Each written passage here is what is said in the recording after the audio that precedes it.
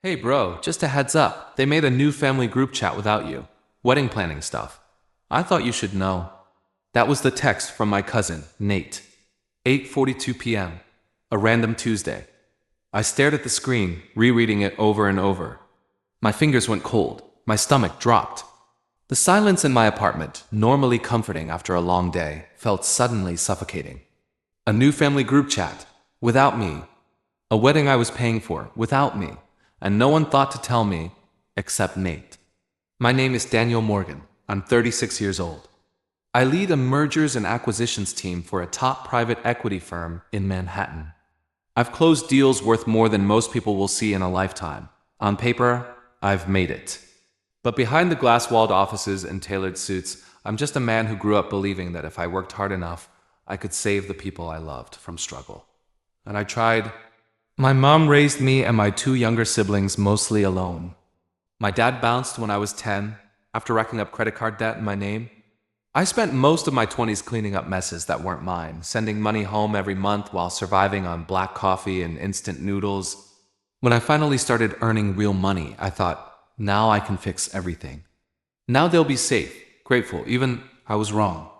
The new family group chat, which I wasn't supposed to know about, had been created by my younger sister, Lila. She was getting married in October. To Brandon, a guy I'd personally helped get a job by forwarding his resume to a former client in tech.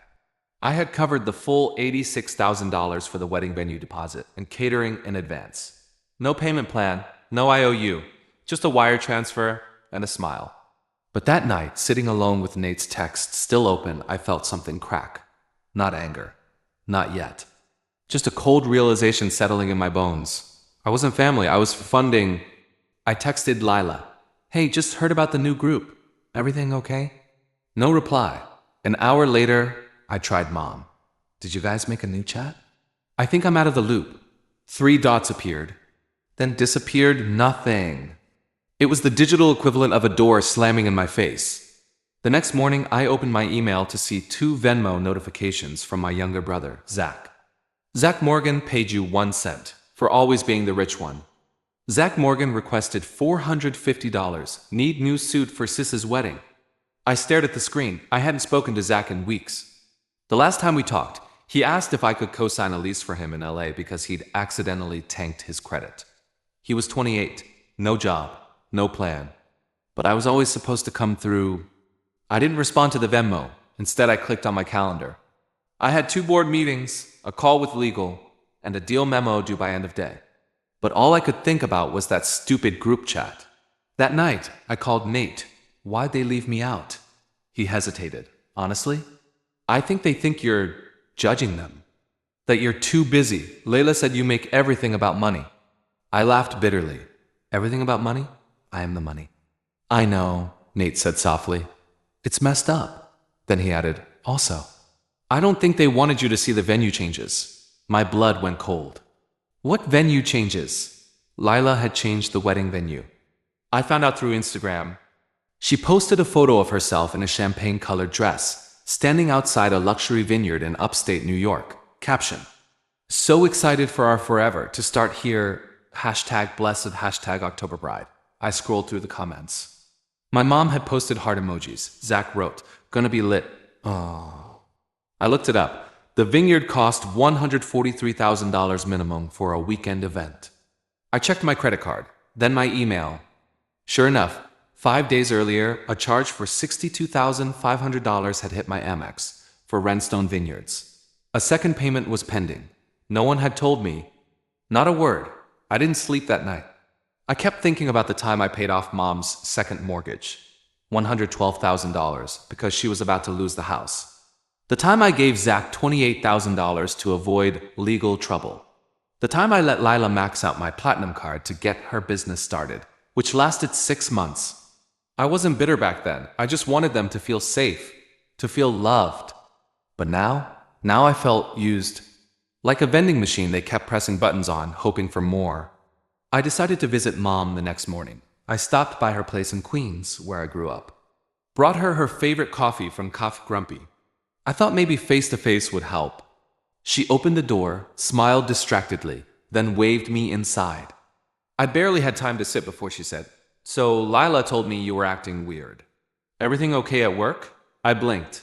"I'm not acting weird. I just found out through Instagram that the wedding venue changed. After I already paid for another one." Mom gave a tight smile. "Well, things change, and they wanted something classier." "With my money," I said quietly. She waved a hand. "Oh, Daniel. You always make it about money. That's not what family's about." I looked at her, stunned. "Mom, I've given you over $300,000 in the last 6 years. She shrugged. "And you think I didn't deserve that? After everything I did for you, that did it?" Something in me finally snapped, not loud or angry, just final. I stood up. "I think I need some space." Mom narrowed her eyes. "Oh, you're gonna pull away now? Right before your sister's wedding? After all we've been through?" "No," I said. "After all I've been through." That night, I checked my email. There it was. Subject: Wedding Guest LIST Final. I wasn't on it. But Brandon's entire extended family was. Even his ex-girlfriend's sister. Some influencer Lila followed on TikTok, a winery owner they met once, but not me. The guy who paid for all of it. And at the bottom, under vendors and notes, in tiny font, "Ask planner if we can discreetly refund Daniel's +1. Don't think he's bringing anyone. Waste of dollar." I closed my laptop, sat in silence, and then I opened a new tab. Typed in, "How to legally dispute wedding charges on Amex." It's amazing how quickly customer service calls become very helpful when the words fraud, unauthorized charge, and wedding I wasn't invited to come up. Amex flagged the Redstone Vineyard payments within 36 hours. The rep was polite, professional, and a little stunned when I explained everything. "You didn't authorize this change of venue?" she asked. "No, I paid for a different venue in full. They made this booking without my approval." "Was it your card?" "Yes." "Did they have your permission to use it for this?" "No, not this." That's all she needed. By Friday, the pending charge for the second half of the vineyard payment was frozen. The first payment was under dispute. I didn't tell anyone. I wanted to see how long it would take for them to notice the money was gone. Turns out, not long. Saturday evening, I got a call from Lila. First one in weeks. I let it go to voicemail.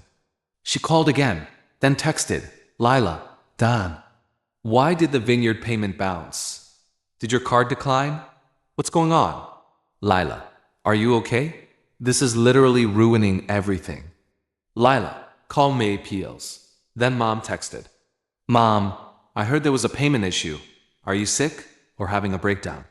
And Zach added his classic touch. "Zach, bro. Vineyard says payment got reversed." "What the hell? Fix it. Now can we talk? Now are you okay?" "Just fix it." I didn't reply. Instead, I opened my email and forwarded the charge dispute confirmation to my personal lawyer. Subject line, "Need full financial separation plan. Ready to start." By Monday, the messages escalated. Lila sent a paragraph-long rant, flipping between guilt-tripping and gaslighting. "I just feel like you're being super dramatic. I didn't mean to hurt you. I just wanted one day to be about me. Every time something good happens, you act like it's a burden. Maybe you don't even want to be part of this family anymore. Maybe you think you're better than us now." Better than them? I wasn't better. I was empty. And still, part of me wanted to fix it. Part of me still believed that if I just explained it the right way, they'd understand. But I'd explained for years. In the form of cleared checks and credit limits and six-figure lifelines. All it got me was a revoked wedding invite. Then the kicker came. A formal letter from the wedding coordinator. Polite, professional, knife in the heart tone. "Dear Mr. Morgan, this message is to inform you that Redstone Vineyards has not received your final installment payment for the October 12th event. Due to this, the reservation is currently suspended. Please remit payment by Friday to avoid contract cancellation. Additionally, the client has requested that all communication moving forward be directed to Ms. Leila Morgan and Mr. Brandon Fields. Thank you for your prior support. Warmly, Camilla, Senior Planner, Redstone Events." Translation: They were trying to push me out entirely after I footed the bill. So I sent my own message to Camilla. "Hi Camilla, thanks for the update. To clarify, I am the cardholder and the original contracting party for this booking. I have filed a formal dispute with American Express and notified legal representation. Any continued use of my financial details without authorization will be considered fraudulent. The venue change was made without my knowledge or consent. Please freeze this booking immediately. Regards, Daniel Morgan. I finally heard Mom's voice again the next day. She showed up at my apartment, unannounced, something she hadn't done in years. I opened the door and saw her standing there in a blazer like she'd dressed up for court. I just want to talk, she said. I let her in, out of habit, not warmth. She sat on the edge of my couch like it was foreign to her. Looked around like she was evaluating how much everything cost. Then she said it. You're blowing this out of proportion. I leaned against the wall, arms crossed. Tell me which part I'm blowing out of proportion. Paying for a wedding I wasn't invited to, or being cut from the guest list I funded. She looked annoyed. Don't be so literal. You were going to be there. They just didn't want you micromanaging everything. I didn't even know the venue changed. Well, things change, and it's not like you can't afford it. There it was. That sentence I'd heard so many times in so many ways. It's not like you can't afford it. Translation, you don't get to say no. Your money makes you useful, not respected. I didn't yell.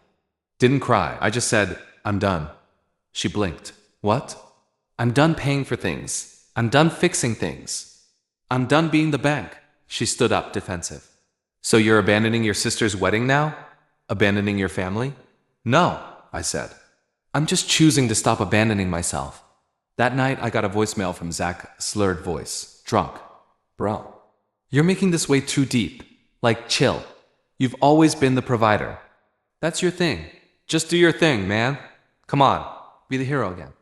Please, no, not this time. By the end of the week, Lila texted again. Lila. So, Vineyard canceled the booking. Thanks for that. Lila, you really want to embarrass us like this? Lila, whatever. We'll figure it out. Don't need you anyway. 2 days later, she started a GoFundMe. Help us save our wedding. Goal, $80,000. Caption, our original venue canceled last minute, not our fault. And we're heartbroken. Anything helps. Let's make our dream come true. She didn't mention my name. But her friends knew, and word got around. People started asking questions in the comments. One person wrote, didn't your brother already pay for your wedding? What happened to that? That comment got deleted. Then reposted, then screenshotted, then shared. I watched it all unfold in silence. Until one of Lila's friends messaged me directly on LinkedIn of all places. Hey Daniel, I know this is random, but I just wanted to say I saw what happened with your family and that GoFundMe. You don't deserve that. A bunch of us are talking about it, and honestly, it's disgusting. Just wanted to say I admire how you've handled it. Stay strong. That message, it hit different, not because I needed praise, but because it was the first time in years someone acknowledged the weight I'd been carrying. The final straw came from Brandon. Yes, that Brandon, the future brother-in-law I helped get hired. He sent me a long professional-sounding email with a PDF attachment. The subject line? Formal request for reimbursement. Non-refundable wedding expenses. Inside the PDF, an itemized list totaling $26,350. New deposit for backup venue, dress alterations. Photographer rescheduling fee. Emotional distress for canceled bookings. And at the end, we believe this reimbursement is fair, considering the disruption caused by your charge dispute. Please remit payment by end of month. I stared at the screen. Then I laughed. Not bitterly, not sadly. Just laughed, because that's when I knew. They didn't see me as a brother, a son, a person.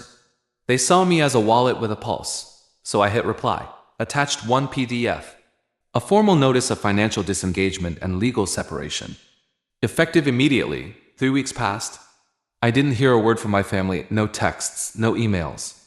No last-ditch, you're being selfish calls. Silence. Except, of course, the GoFundMe, which now had over $9,300 from strangers who had no idea the only reason there was even a wedding to save was because I'd funded the original one. They still hadn't taken it down. But they'd stopped promoting it after the comment section turned radioactive. The comments were brutal. Is this the same wedding your brother already paid for? Why are you asking strangers for help when you have a millionaire in your family? You guys uninvited the guy who covered the venue and now want us to foot the bill? Bold. Someone even screenshotted Lila's old caption from her Instagram post and compared it to her GoFundMe. It went semi-viral in a local wedding planning Facebook group. Lila turned off comments. Brandon made his account private. And me? I got back to living. That month, I made a donation, anonymous, to an education fund for first-generation college students in the Bronx. $25,000. No fanfare. No thank you expected. I just wanted to shift the weight. Do something for someone who hadn't come to expect it. Who might actually appreciate it? It felt clean, quietly right. Then the wedding week arrived, October 10th. I assumed the ceremony was still happening. They had scrambled to find a smaller venue, some banquet hall outside Yonkers, from what Nate mentioned in a whisper over text. No vineyard, no dream, but enough to save face. I had zero intention of going. I wasn't invited anyway. But then, Friday night, the night before the wedding, I got a notification. A tag. Lila had tagged me on Facebook. That hadn't happened in almost a year. The post was short. Just 3 photos from childhood. You was in pajamas. Me pushing her on a swing. A birthday cake. Caption. Even though we've had our differences lately, I'll always love you. Hope tomorrow makes you proud. Hashtag big brother, hashtag family first. It was bait, emotional bait. The comments poured in. Oh no, what happened? Wait, isn't your brother the one who... So sad. Family is everything. I didn't respond. But I didn't untag myself either. Let people see. Let the gap speak louder than my words ever could. Then Nate called. Hey, are you really not coming? I hesitated. Wasn't invited. You were sort of... I think they thought that tagging you publicly was a way of, peace. Peace, I said. After they tried to invoice me for emotional damages, he winced. Okay, fair. Look, I'm not defending anyone, but they're scrambling. It's gonna be a weird vibe tomorrow. Not my problem anymore? Nate paused. Then said, quietly, I hope someday you write about all this. Or say something, because the world should know what being the strong one really costs. Saturday, the wedding day. I woke up late, made myself coffee. Took a long walk through Central Park. Sunlight filtered through orange leaves like everything was trying to tell me, you're allowed to rest now. I didn't open social media, didn't check texts. But around 5:15 p.m., I got a call from an unknown number. I let it go to voicemail. Then curiosity won. I played it. It was Brandon. Hey, Don, listen, we had kind of a situation. The DJ bailed. And the backup photographer is saying he didn't get the deposit. We're scrambling. Layla's upset, your mom's crying, and I know it's a long shot, but if there's any way you could, spot us something just to smooth this out. Spot them something? After the uninvite? After the group chat they hid from me? After the reimbursement demand? I didn't even bother replying. Instead, I sent a text to Nate. Did they really think I'd show up with a checkbook? He replied. They're finding out the hard way. That night, someone sent me a blurry photo. Lila, in her dress, crying. The caption was brutal. Bride breakdown after DJ cancels and uncle calls out missing funds during speech. I stared at it for a long time. Not with satisfaction, but with something closer to release. For the first time in years, their mess wasn't mine to clean up. And I didn't feel guilty. The next morning, Mom called, voicemail again. Her voice was tight. I just want you to know what you did yesterday was cruel. You embarrassed your sister. You let her down. Family doesn't abandon family, no matter what. I didn't answer. But I thought about her words, and then I wrote a letter, not for her. Not for them. For me. Subject. Final note. To Mom, Lila, Zach. I've spent most of my adult life trying to protect, provide, and problem solve for this family. I paid off debts, covered emergencies, bought silence, and cleaned up behind your mistakes. And I did it without expecting anything in return, except the basic dignity of being treated as a son and a brother, not a transaction. When I found out you made a separate wedding planning group to exclude me, I stayed silent. When you changed the venue and charged it to my card without asking, I didn't explode. When you erased me from the guest list of a wedding I paid for, I finally got the message. You didn't want me. You wanted what I gave you. So now I'm giving you something new. Distance. I'm not angry. I'm done, Genial. It's been 13 months since the wedding. I didn't attend. I didn't send a gift. And I didn't get a thank you note. Not for the original venue, not for the years of financial rescue missions, not for walking away quietly. For the first time in my adult life, I gave them nothing. And in return, I finally got peace. At first, I expected backlash. More guilt trips, more voicemails with tears as punctuation, but they went radio silent. I think deep down, they expected me to cave eventually. That I'd show up with a check, an apology, and a willingness to start over. They didn't realize I wasn't playing the same role anymore. I wasn't the fixer, the silent financier, the reluctant savior. I was just a man living his own life. Finally, I moved out of my high-rise in Midtown and bought a brownstone in Brooklyn. Quieter, older, something with soul. I changed my number, kept my inbox clean, built a new circle, one that didn't revolve around obligation or expectation. Friends who didn't ask what I could do for them. A woman who asked what I needed, not what I could cover. Her name's Rachel. We met at a nonprofit fundraiser I didn't even want to attend. She worked in community mental health, could spot emotional manipulation from a mile away, and never once asked what I did for a living. The first night I told her the whole story, she just nodded and said, "You stayed too long at a table where love was only served to the hungry." That was the moment I realized I hadn't just lost a family. I'd reclaimed a self. But they came back. Eventually, not with humility. Not with apologies. With needs. First, it was Zach. Texted me from a new number. "Zach, hey bro. I know we haven't talked, but I'm in a really bad spot, like bad. Can we meet? No details?" Just the assumption I'd leap. I didn't respond. He followed up with a screenshot, a job rejection email, and a blurry photo of a hospital wristband. Still no actual request. Just emotional bait. I deleted the thread. A month later, Layla reached out. Instagram, DM, of all places. "Lila, done. I know things went south, but I'm pregnant. And I keep thinking about how you were always there for us growing up. I want my kid to know that version of you. That version of me? The version who covered bills in silence, who gave endlessly so they could feel whole. That version was gone. And no kid deserved to learn love through the lens of exploitation." I didn't reply. Then came Mom. Her message was short. "Mom, your uncle passed. Service is Saturday. Up to you." There was no "I miss you," no "we were wrong." Just a hook on the end of a rope she assumed I was still tied to. But I'd cut it cleanly, with grief, yes, but also with grace. I didn't go to the service, but I sent flowers with a note that read, "In memory." Nothing more. About 6 months later, something strange happened. I got a letter, a real one, in the mail, handwritten. From Brandon ... Yes, that Brandon. The man who once invoiced me for his ruined wedding weekend. The handwriting was neat, measured, like he'd rewritten it a few times. The letter said, "Dad, I don't know if you'll ever read this, but I need to say it anyway. What we did to you was shameful. There's no excuse. I was part of it. I benefited from it, and I didn't stop it. That's on me. I know we can't undo it. And I know you probably don't want anything to do with us, but for what it's worth, I'm sorry. For real. If I ever have a son, I'll teach him how not to treat the people who save you. Brandon." It was the first real apology I ever received, from any of them. And ironically, from the one person who married in, not from blood. I didn't write back.